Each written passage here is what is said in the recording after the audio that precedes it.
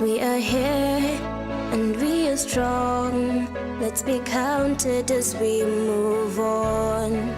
Make a difference, change lives as we tell our different stories. We are capable, beautiful. We are born to do great things.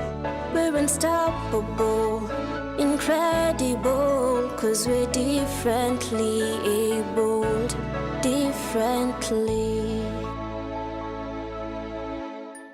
Currently, we do not have the exact statistics on autism in Kenya. However, there has been an increase as time goes by.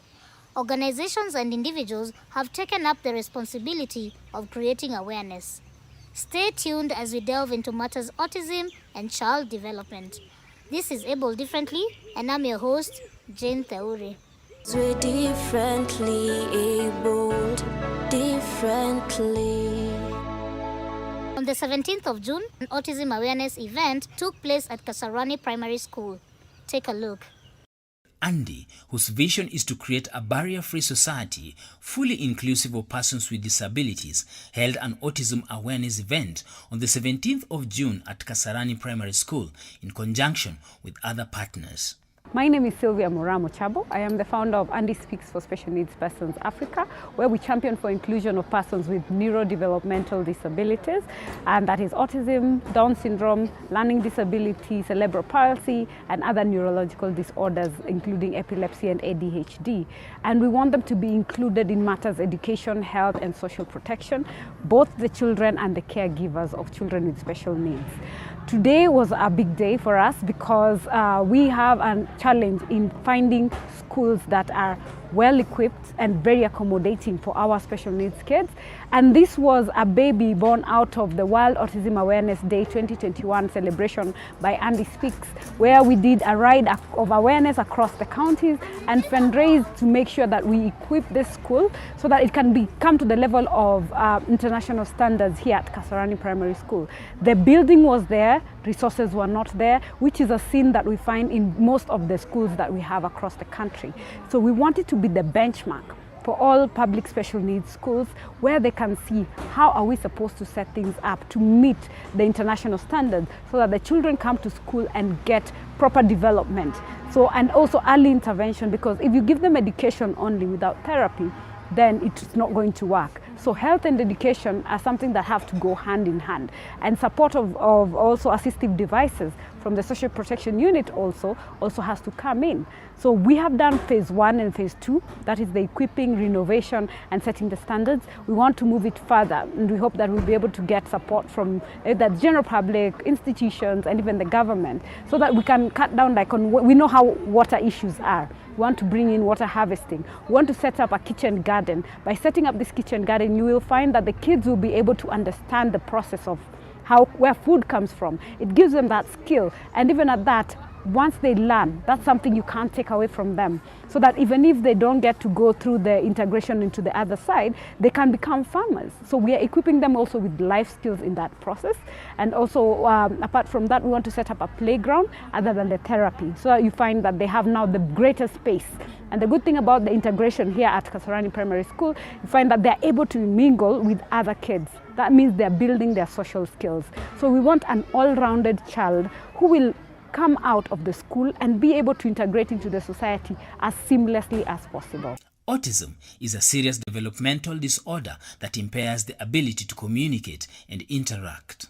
The event's main agenda was to unveil an autism unit and therapy center at the school. This was my first project. The search project is to get somebody we can partner with to feed the children. Then the third project will be we partner with some people to give us transport. Because you can give them food, you can give them these facilities, but they cannot get to school. So the first phase is to make sure that this OT is working. Second, we get the donors, or we partner with some people to feed. Then the third one, we make sure that the kids come to school, because some of them cannot make it. And you cannot put them on a motorbike. It has really been a hassle to bring them here. Yeah.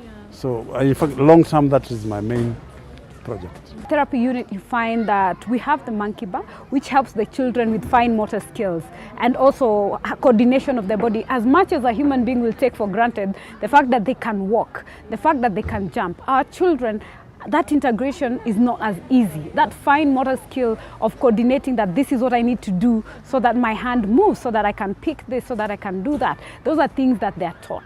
As much as you can wake up, brush your teeth, that is one of the lessons that the children have for activities of daily living. Dressing up, buttoning, those are the things that you will find in the classroom. So we have equipment that will help them in high-end coordination and also the brain getting activated that if I want this to react this way, I have to put in effort of this much for it to react. So these are some of the things that you will find, different equipment for different levels. So from the gross to the finer detail, all of it we've put it up in classes. In the classroom, as much as other children use toys for playing, for us our children use toys to learn. So you will find something like the train, which you have to learn. You can teach them to use colors, shapes, at the same time, that action of picking it up and making sure that the hole goes through the rod is in itself a skill that they have to practice over and over until they get it right. When you can teach others on the blackboard, they use electronic devices. When you can teach others in other ways, just telling them, for them, they are very visual beings. So what we have like the alphabets, magnetic, we have them loose so they can build words and then also identify. And you see, the more they identify, the more they relate, and then now you can shift them now to the regular classes where it is writing and reading with like other children. So it is a process, but then where you come from also matters. I think one of the things that has stood out for me is really the emphasis that children, adults, young adults, teenagers with autism are able to learn. All they need is an enabling environment. All they need is some sort of education. All they need is special equipment. So I think that affirms that parents should not keep the learners at home. They can take them to school and so on. So that stood out for me. I've also obviously been able to learn that there are a number of challenges, including, nutritional needs and so on. And overall, I've also been impressed to learn that there are initiatives out there who are trying to make the lives of these young adults and parents and teenagers better. According to Lydia Chege, a representative from the Ministry of Education and guest of honor at the event, the ministry has a directorate that works with special needs. When the directorate was first established in 2018, the very first thing that we embarked on was to come up with a policy.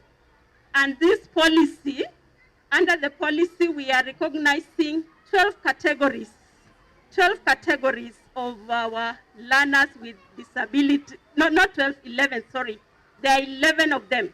And I think there was a time when we were actually doing some, when we were going through the policy, and I realized that autism is one of the major categories. It should be number 10 of the categories that is well recognized in our policy. And therefore, I have no doubt that this time round, our unit will be well taken care of. Our unit, I know, with all the facilities, Madam Sylvia, whatever you have done, I'm sure this time round it will not go to waste. It will serve the purpose that is intended for. I want you to note, parents, that the ministry, the government is very much committed to actually offering education to all learners. And we are all aware that the learners with disabilities are actually in the core of the government. The responsibilities attached to the autism spectrum can be quite overwhelming, but acceptance and love make things much easier. I am not going to take my children as what I wished for. When I'm giving birth, when I carried that baby, I loved them at that point. Whatever the outcome, God already knew, and He knew why He gave them to me. Without those kids, I wouldn't have done this. Without those kids, I wouldn't have an idea what disability is like. And I believe that they have been teachers to me. So as a parent, find out why God gave you this and mold it and expound it. Maybe you're the voice that's going to save some other child somewhere. Don't hide them in the class. We're talking about advocacy. We're talking about awareness. How will people be aware when they have nothing to point reference to? So let's come out. Let's embrace our children for who they are, not what we expected them to be. And through that, then you will find the society also will embrace them. If you as a parent is ashamed of your child, how do you expect your neighbor to integrate, to embrace, and to take them for who they are? So it starts with you as a parent.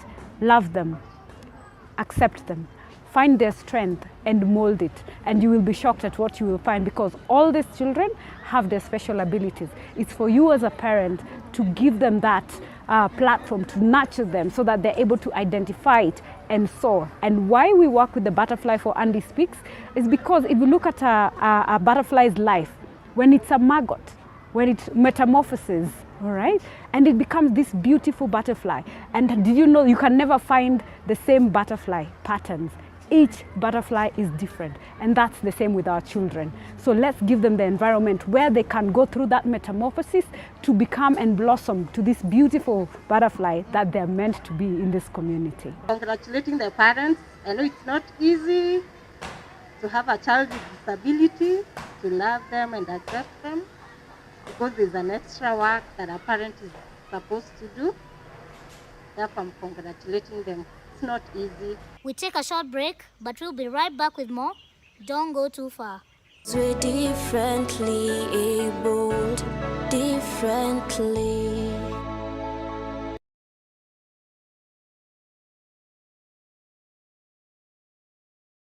We're differently abled, differently. Welcome back, and you're definitely watching Abled Differently. We have an increase in the number of cases reported about child development milestone delays. But even as these cases are on the rise, do parents even know what needs to be done? Or do they even know how to detect these cases early enough for proper intervention? Let's listen in on Salaja as he takes us through this session. Seek to understand. Mike, your kid is autistic, yes. What level of performance? What severity? Which help is available? My kid is a cerebral palsy. Which type of cerebral palsy? How severe? Cases of child developmental milestone delay are on the rise in Kenya. Most of the cases are lifelong and therefore need early intervention.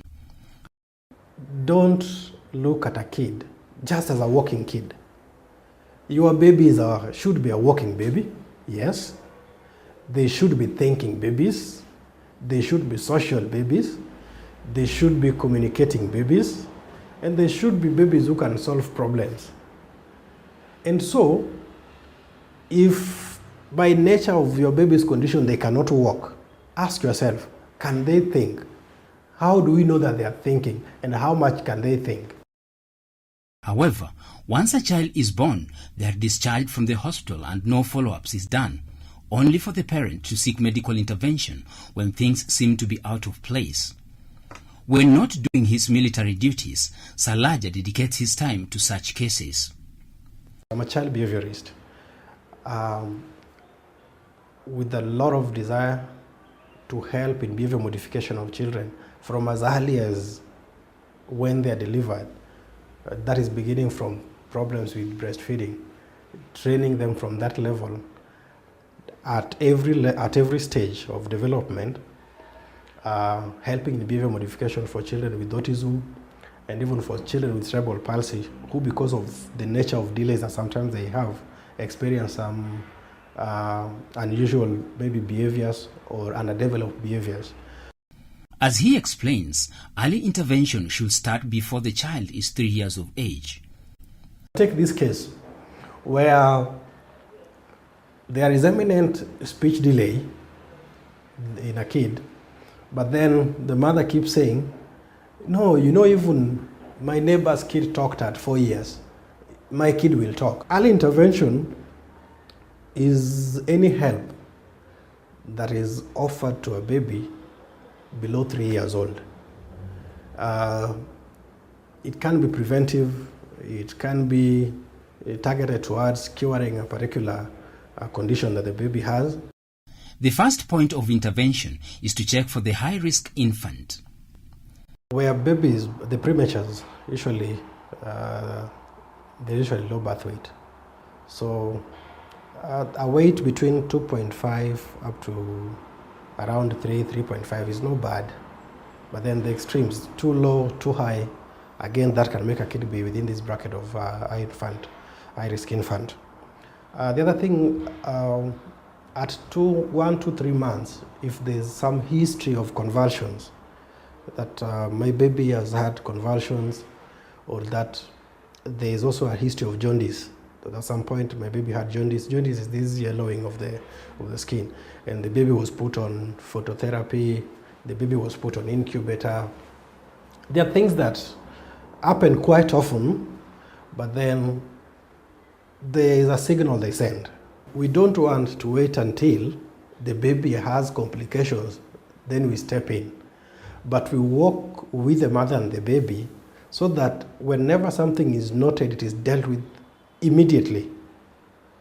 And when intervention is that timely and so early, then there's usually very high chances of being able to manipulate. Once a case has been established, it is easy to place the child in a learning facility when he or she is of age, and this is where assessment comes in. This is a point where I think parents should take a personal initiative. Why do I say this? We have very few facilities and very few professionals who can do comprehensive evaluations. Actually, even standardized scores are not widely used here in Kenya. Because if you want to test the IQ of a kid, if you want to test the nonverbal intelligence of a kid, there are standardized tests that are being used worldwide, but which are not really being used here in Kenya, are not widely embraced. So it becomes challenging to place a kid accurately at their place or at their level of performance. When it comes to this time of wanting to place a kid to school, the preschool age is 4 years for children who don't have delayed milestones. But for children who have had delays, you may find that may come even late as 5 years or sometimes even 6 years. But once a kid reaches 4 years or even 5 years, and there's some level of cognitive ability or socio-emotional connection, some form of mobility, then it is only good that a parent can seek a professional guidance. In assessment, the 5 domains of functions are looked at. A human being, a baby and adult, has 5 domains, five core domains of functions. One, we have the motor. Motor is now walking, touching, manipulating with the hand and with the leg, mobility generally. And then there is the cognitive skills, thinking, memory, problem solving, judgment. That is another area. The other area is now is the social skills, which now enables a kid or even an adult to interact with other people and the world around them. And then the fourth one is the communication. And communication can either be verbal or non-verbal. It can be the use of gestures or it can be the use of spoken language. So that is the fourth area of function.